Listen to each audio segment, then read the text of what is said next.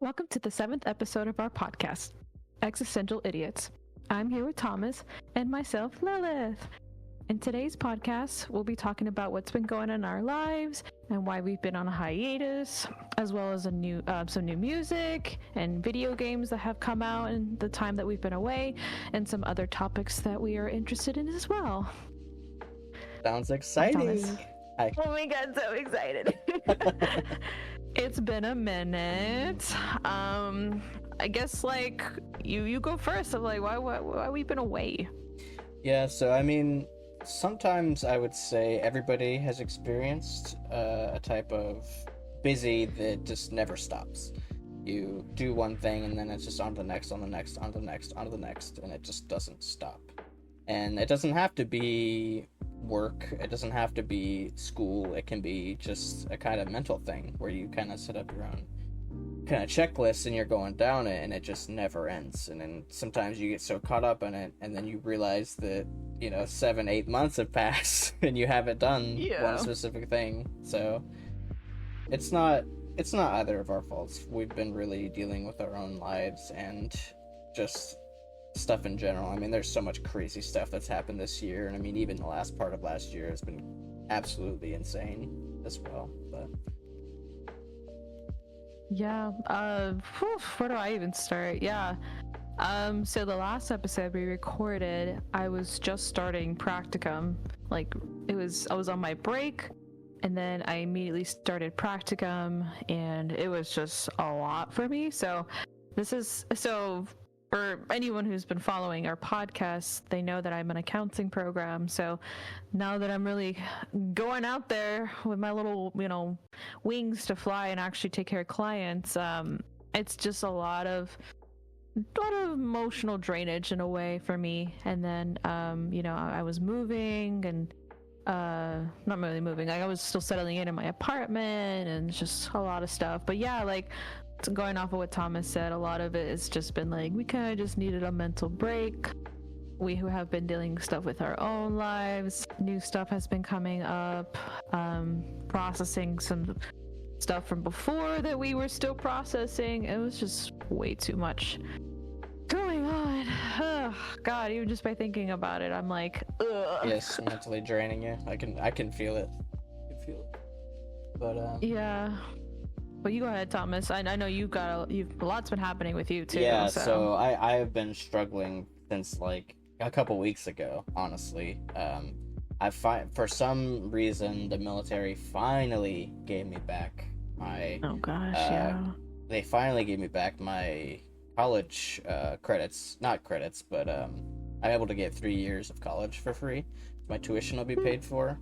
So I'm excited for that. I just found that out 2 weeks ago. So I've been looking around, and one place that caught my eye was Capital University. They have a really nice music tech program. So I'm excited for that. I haven't put in my application just yet, but I already talked with a couple of intake people, and I talked with the veteran liaison, and it seems like it's going to be a pretty good experience. So it's so exciting, especially because you were going through a lot of just figuring out stuff for your life and stuff. So when Thomas told me about this before we recorded, I was like, I'm so happy for you, I'm so proud of you. And it kind of sucks because we haven't had a chance to really talk. I know I've been super busy and he's been really understanding, which appreciate you for that, of course. And just always. I'm so excited for you to really put yourself and something you've been really wanting to do, because you've talked about it even last time we met. You really wanted to get more into music and sound production in general. So yeah, I mean, there's a lot of people who self-teach and self-taught, but I think I'm just better off if I'm in the mindset and I have certain goals, I'll go and do my own side projects while I'm doing the actual program, because I'm already going to be in the mindset. I mean, it's all about what's the word? Not resilience, but darn, I can't think of that word. Just being able to stay, just being able to stay on track. It's not easy for people to stick with one thing, and the discipline. Discipline. That was the word I couldn't think of. But not that I lack discipline. It's just there's been so much going on that I just haven't had the chance to even have discipline. So it's just like, Yeah, once it's that like one of those starts, things so you want to do. It's like it's hard to really like put it into routine, if that makes sense, yeah. because like you want to do it and the motivation's there, but it's always like starting it can be kind of hard, or if you do, there's really like no structure too much behind it, because I think like doing it by yourself is great, there's more freedom to that, but then there's also like, okay, where do I go from here kind of thing, or it's just like you know, like I can't, like I could just stop whenever I want to, so at least there's like, you're going to class, you're doing the thing, you have people you can collaborate with, and then you can kind of just go like, I already know what I'm gonna do and I already have like a set goal. Kind of helps. So yeah, I'm I get that. I'm really looking forward to meeting like-minded individuals. That's like, 'cause I'm super passionate about music. I mean, I'll talk about it for hours and days and weeks. So I'm hoping to connect with some people too, because I mean, the last few years I just haven't really. I've worked third shift and stuff like that. You don't really meet a lot of people other than the people working Yeah. on your shift. You know, being a night crawler, it's fun. I love it. You know, but the social butterfly in me has definitely died the past few years. So I'm hoping that it's gonna the spark. yeah, I hope so, and I hope I'll be definitely, once I get past that first hump of like nervousness and like trying not to think about what everybody thinks of me and stuff like that. And once I feel comfortable, like I know that I'll be in a really good place, hopefully, and I can rely on others as well. And I'm hoping to make good relationships in the future. Oh yeah, knowing you, it's gonna be like cake. But what kind of music were you really wanting to do? I know we've talked about like briefly about our music taste and just like music that we've loved. I know we're gonna talk more about like what are some new albums we've that's come out and stuff. But I guess like, what are you wanting? Like, what's your projects gonna be mostly around of? Yeah, I think I'm going to definitely focus on like making. I want to say not like club music, but definitely like I want to get a full understanding of not just music theory, but just like kind of constructing songs, you know, making my own kind of style when it comes to that stuff. Because yes, it's good to follow a set path of rules, but what makes people stand out and what makes people different is that different style. Or I was just watching a video about the guy who did the amen break or whatever. Oh yeah. That drum sample has been sampled like in the most popular songs, and Damn. he died homeless, and it breaks my heart. So even if I die homeless, I'll be happy knowing that something I created, even for 5 seconds, was thought about by someone else. So I really want to, I'm not trying to like be pompous or say that I'm better than anyone, but just to say, you want to hey, create a legacy, like, yeah, and have like a name just, for yourself. yeah, just be like, when someone hears, like, you know, when I hear that that drum sample, I can think of him, I can think of his story, you know, even though he might be gone, you know, he is still a huge part. He probably still will be for a really long time. People chop it up, they sample it, and just it's absolutely mind-boggling what they do to it. But yeah, it's gonna be badass. Yeah, I'm like, so excited for you. I'll like the producing too. Like, I like coming up with ideas, you know, even if it's just like jamming or brainstorming notes, lyrics, stuff like that. So like maybe more producer type stuff as well, also creating my own stuff so on the side. So well, in the future, once everything gets rolling, we'll include us Thomas's, like, you know, his SoundCloud, his Blue Sky, everything. We're include all that in the description. So of course, like, support our boy here, especially because he's gonna be starting college soon, hopefully, and get everything situated with the applications and stuff. So that's cool. Very cool. You're about to finish, right? This is the summer of your last semester, or? Yes, it is. I'm so excited. So yeah, so I know I talked about like practicum. So practicum I finished in December, and then took a small break, and then in January I just started my internship. So I am doing my internship at a private practice. it's really cool. It's LGBTQ friendly, you know. I do a lot of like the woo sense, like of like the witchcraft realm of stuff, like spiritual counseling and stuff. So it's been really cool. I know Thomas knows I do a lot of like tarot, so that's something I've been integrating a lot with my approach to counseling, and then just, you know, talk therapy and whatnot. So yeah, I've been doing a lot with it. It's been really hard. So like, I do a lot more than what a counseling intern should be doing, to be quite honest with you, because it's like, an intern I think usually gets about, you know, like 10 or 12 hours a week. I get like almost 20. My goodness. So it is basically a second job, but I love it. Like, it's so great. Like, I really feel like I'm really in this, you know, like in the world of counseling. Like, my name's even on the website. I have a bio and everything. It's just so cool. So it feels so real. And a lot of the clients that I work with are from like 12 and up. So I've been seeing, so when I started back in January, my youngest client was 12.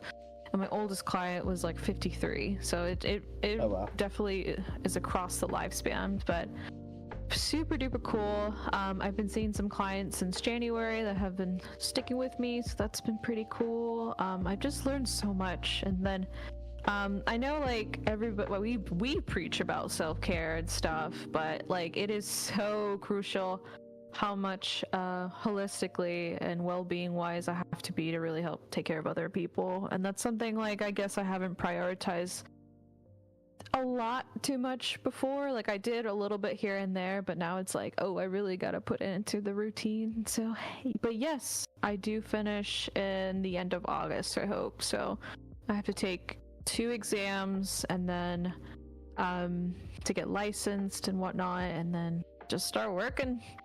Pretty much. It's crazy.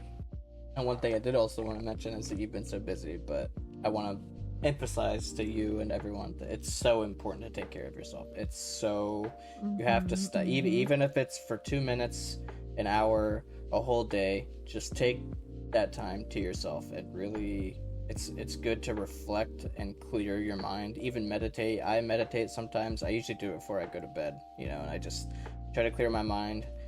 Try to think of the good things. Sometimes the bad slips in and you can't sleep, but that's just inevitable, I think, as humans. But yeah, and with that too, it's like, you know, it's so like, I know Thomas and I have talked about, like, you know, May is like a mental health awareness month, but it's a lot of just bringing a lot of awareness. And even when things feel like they're not going the best, you know, it's always good to just kind of reframe it in a way where you're kind of having that radical acceptance of like, yeah, you know, affirming yourself, like, yeah, things are really hard, but, you know, like, we gotta keep trying, you know. And that's kind of like, that in itself has really built a lot of resilience, and just also just like taking in what feels good for yourself and what intentions you want for yourself moving forward. You know, it's not something that's forever. So, but no, I'm glad you brought that up. You know, I think it's really good to just kind of sit for like, even 2 minutes can make a difference of just like,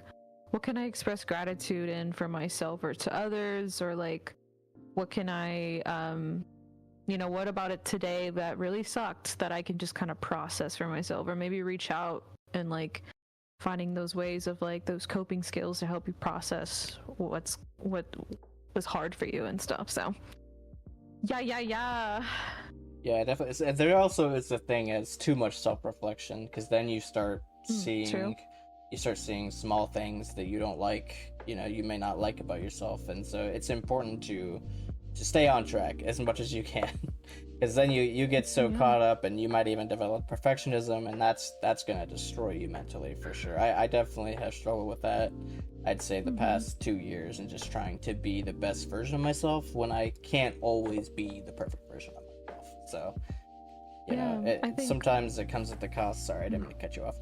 No, you're good. Sometimes it comes at the cost of, you know, small little things. It could even be a whole friendship, you know, but at the end of the day, you are you, and that's the most important thing that you can do for yourself. So that's true. And like, I guess with that, you know, I get that, because like, I know we both are both perfectionists, and we try to help others before helping ourselves. Even when we try to help ourselves, we're kind of it because it's like you're stressing it. I think in those moments is like trying to find the neutral balance between the two of like, okay, what's serving me a purpose and what's not serving me a purpose? What is something I can be mindful of, but also like just sit with it of like that feeling of, and kind of that acceptance of like, that's something that's out of my control. Like, you know, like I don't think this thought is really helping me at this moment. So maybe that's something to just process on another time, or I guess whatever feels. But you know, I can go on and on about like talking about holistic mindfulness, whatnot, because I do a lot of that with even my own form of counseling for my own personal, and then also like as a counselor, I guess clinician wise. But oh man, well, yeah, both of us have been so busy. A lot of it is related to our future, our career. A lot's been happening between both of us, so we definitely both have been in a mutual understanding of like we're trying the best that we can. And you know, it's one of those like adult friendships that it's like there's no like super hard feelings behind it. Obviously it sucks, but it's also like, oh, you know, at the end of the day, like I support you and you support me, and that in itself is it's really important, because like I feel like making adult friendships is already hard enough as it is. So for sure. So some friendships stand the test of time, some don't, and I would say with confidence that ours will last a really long time, if not until we both reach our end point. So yeah, but it's nice too to have things to bond over. I mean, like music, for example. Music, I would say, is the best form of therapy for me, for sure, and it's also a good way to connect with others too. And I think it really some of the new music that's come out really connects and speaks with me, like the new Sleep Token album. I really love that. But you know, I've been seeing so many people online talk like, I don't want to say talk smack, you know, but I think it was pretty mid, in my opinion. I'm sorry. Like, I think it's good. I was like, I don't know. It's not it's one of those things where it's like, oh, I kind of like the old Sleep Tokens kind of thing. He definitely, and they have a song about it, which I think that's funny too. When the lyrics go along, like it's like, you know, playing the same old chords and the same old lyrics, and he's like, I know, but you know, I think this is a good segue to something completely new and or something relating to the old stuff. So I'm looking forward to their new release. I know they just released a new album, but I think the next one for sure. I think this laid the foundation of like, yes, we know we play the same chords, or yes, I know the lyrics sound the same, but you know, kind of screw you. Like, yeah, I get it, you know.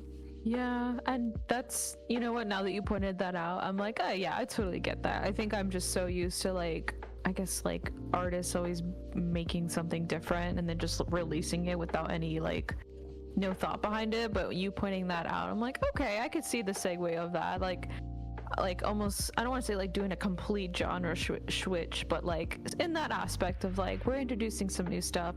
We know it's like they acknowledged it already, but it still sounds good. I guess I didn't get the wow factor from it, because everybody was like, oh my god, it's so amazing, or like it's like, oh, it's complete shit. I'm like, I don't know, I think it's pretty okay. I mean, you know, but like definitely will still listen to their new stuff in the future, so I'm excited. I did like a couple of their songs, so I can give them credit on that. Yeah, I don't have like a super amount of favorites, but the two that stick out are, I think, Caramel and they were both really good. Yeah, I think it might have been Emergence. That's funny you point that out, but really good tracks, and you know, not all of them are going to be attuned to your taste. You know, everybody has their own taste, so I mean, it's like, even if you like one song off the album, you know, it's important that you support them and support their future as well. You know, I kind of feel bad that with Linkin Park, I definitely, like, after Chester died, I really quit being like a huge fanboy, and I regret it a little bit, but yeah.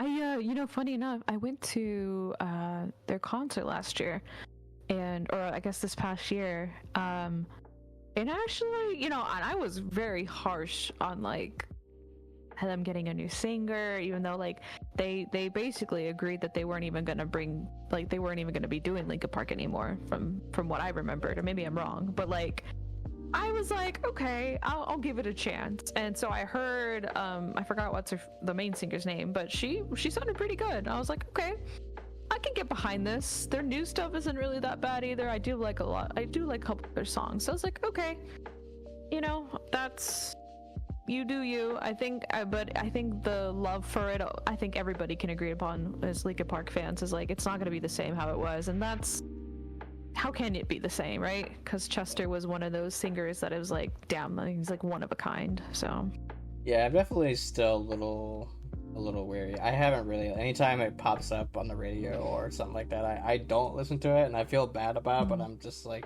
I think as time goes on, I will get through it, and I'll maybe hear it without realizing who it is or something like that, or because that usually happens. Like that happened with, I think, with like Static X, like the lead singer Wayne Static died, but then they did a new guy, and like he was trying to look like him and sound like him, you know, but I didn't. At first I judged it, but then I listened to their new song and I was just like, okay, like it's not the same, but it's still amazing. Yeah, it's just gonna take some time, but it's not like you're completely like, oh, fuck them for that, this and this and that. It's just like, it's, Linkin Park was a band that we both like literally grew up with. Like, how can we just like segue to something so new, you know? So, which ironically, and I told Thomas, I started collecting vinyls, so that was really cool. I am planning to get one of Linkin Park's like older albums on vinyl just to have. But so far I have Deftones, Cigarettes After Sex. I got a Mac Miller one just recently, Avril Lavigne, and then Whitechapel vinyl. Cigarettes After what? Vinyls. No, I'm just kidding. What? And then I tried finding a Poppy album, but I was not able to find it. I'm sorry, vinyl. But like, I do love Poppy's new stuff as well. I don't know if you've heard their Negative Spaces yet, Thomas, but it's I don't think so, not yet. Okay, Poppy's been just, oh my god, I think that's been like my most listened to artist since last year a little bit now, so really love her. She's great. She was really good with Knocked Loose. Obviously Bad Omens. I saw Bad Omens with Linkin Park, and they were really good live, and I was like, damn, this is fucking sick. So yeah, I really loved their collab with Baby Metal. Poppy's collab. Oh yeah, it was such a good. I've listened to that on repeat like every day. It's dude, amazing. It's so good. That was like not in my bingo card, but I'm glad it happened because I love the two artists, and it fits so well together. Like, oh god, I fucking love it. I love that she definitely is switching to more like the alternative scene, so that's something really cool. And she was there with Bad Omens too. She sang like Van for like one song and left, but I was like, this is the best part of the concert. But yeah, speaking of which though, I asked you about Machine Head's new stuff. You are the Machine Head expert, so I think the podcast wants to hear what's up.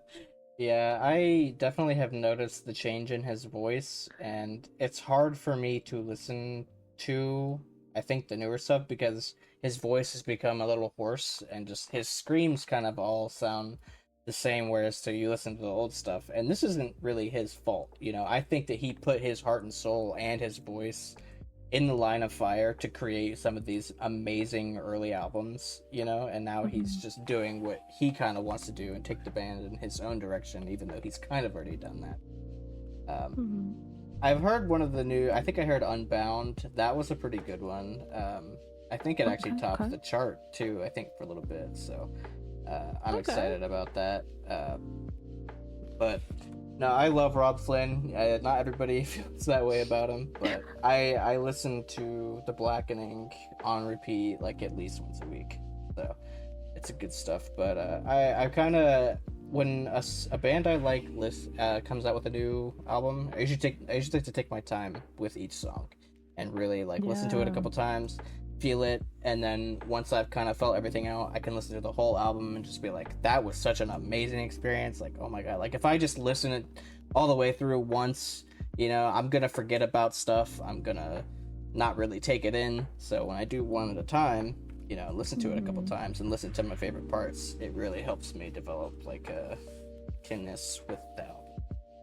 Also, Killswitch Engage came out with their new album, and I love every song off that. It's so good, and I've been waiting for that for so long, like, literally years.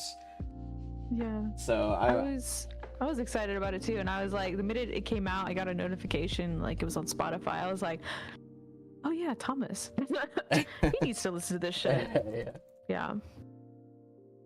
About you like listening to stuff, I and like kind of going through it one by one. I like to listen it from like top to bottom because I know they do a lot of transitions and some songs, and then like after that, I kind of get like an overall experience of like how was it? What are some songs that to me stuff, and then I go back and listen to a couple of favorites, or I'll go back and just listen to it one by one, and then just kind of switch songs and go from there. But I think we kind of follow the same rhythm, but just a little different. But that's cool though. I'm glad somebody else actually like sits down and likes to listen to it one by one. I didn't even know that about you. Yeah, it kind of just came up. Like, I didn't really like think about it too much, but it's something when I look back on like when new music comes out, I take it in, stuff like that.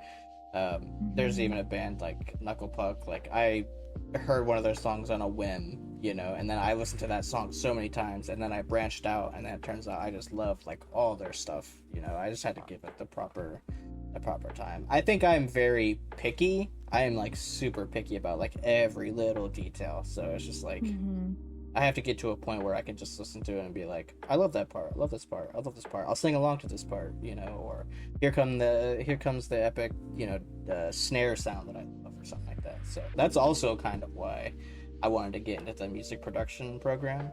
Just because I think it'll be a good thing for me, and I'll really like be in my element. You know, I haven't really felt in my element anywhere, so I think going there, I'll experience. Yeah, especially when you're gonna have more of an understanding of like what part is how it's like done and so forth. So I think that's gonna make the experience even better. So cool. Yeah. Other than music, what kind of games have you been playing recently? Any new stuff? Oh man, so I know we're kind of close to the end of our time, but like given that I am busy, that's one. Yeah. I have been playing I guess aside from like the usual mainstream games, I guess I want to speak more on like the cool indie games. So I played this game last year called Mouthwashing. Really great game. Love that game. If anybody who listens to this, please go play it. It's a 2-hour game. It's a indie psychological horror game, and like the characters are so cool. It's like, I think it's really popular now on Steam, but it's one of those indie games that is just very cool, very fun. I've been playing Alice Madness Returns. I'm still going through a playthrough.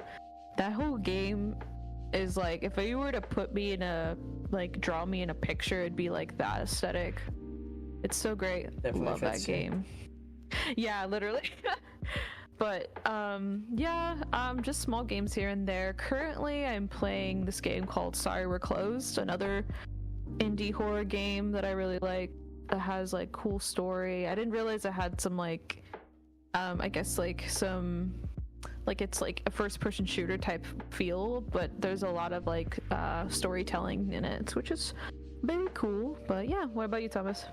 I've been playing the same old gacha games here and there, but I have been playing a lot of ARAM, and I even joined a server just for ARAMs, and I've met a couple of people. So, dude, I haven't played League since like January, December. Oh my gosh, and that's the longest time I've ever played. It's been a lot of fun, and my elo has like shot up, but now it's starting to get like a little sweaty.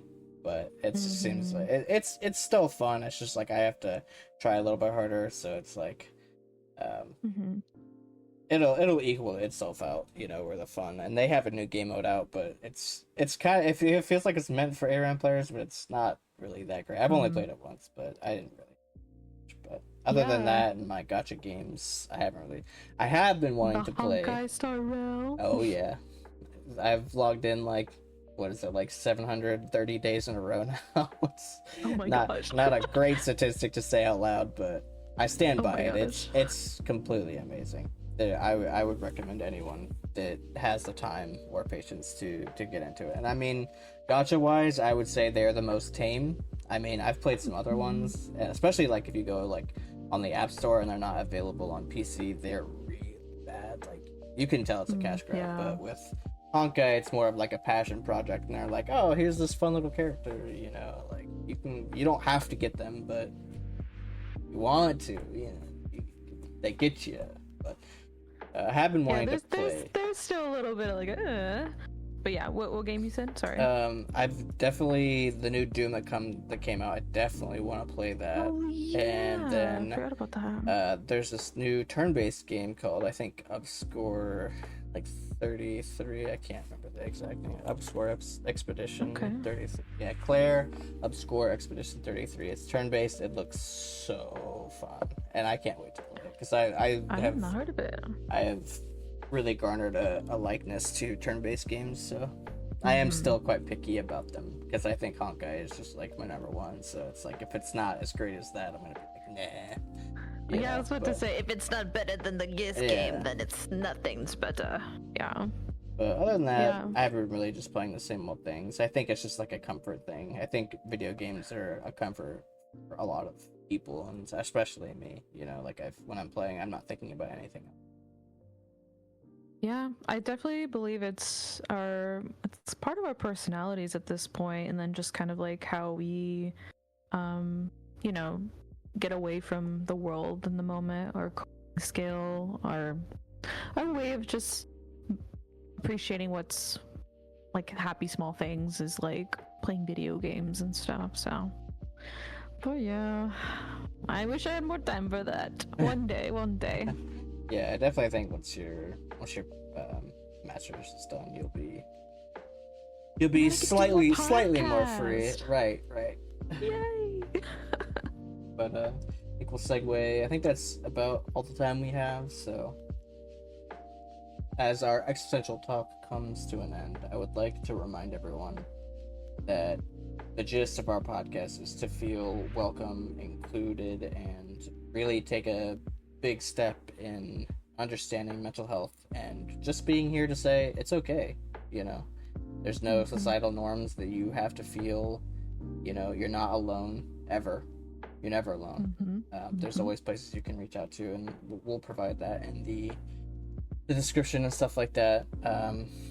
But thank you everyone for tuning into this episode, and we look forward to seeing you in the future and for many more podcasts. Yay! Bye-bye! Bye-bye.